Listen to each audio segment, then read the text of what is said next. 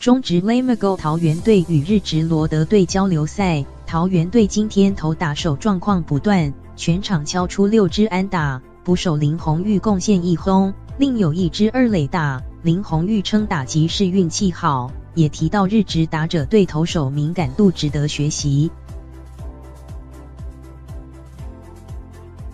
中职桃园队成为首支造访日本千叶 COCO 海洋球场的外队，但对于此座球场的强风，中午过后气温骤降，还没能有好的适应。今天比赛投打守备都有状况，中场以3-13吞败，加上今年石垣岛与罗德队2场交流赛，目前为止今年度罗德队战3战全败。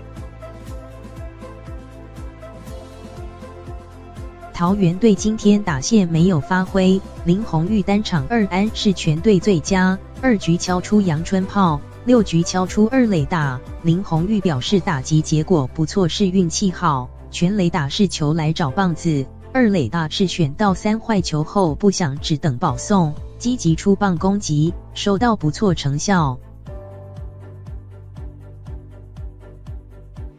林泓育先发蹲捕，与投手叶嘉琪投捕搭档，但叶嘉琪首局状况不断，面对首名打者被敲全垒打后保送，接连安打，1个出局数没抓到，失掉4分退场。与先前在石垣岛、台湾时，分别与日职罗德、乐天队交手表现不同。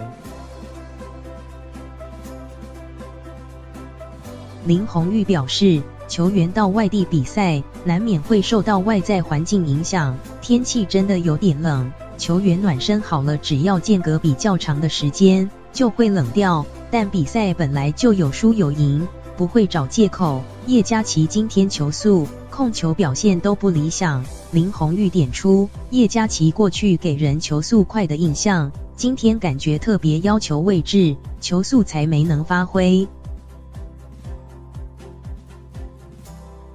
总教练洪一中表示，对于投手来说，球速是最难提升的，但叶嘉琪本来就有球速优势，希望透过不断的测试观察他控球、变化球的状况，有些细节还需要加强。如果他已经完全没问题了，就不需要一直给他机会测试。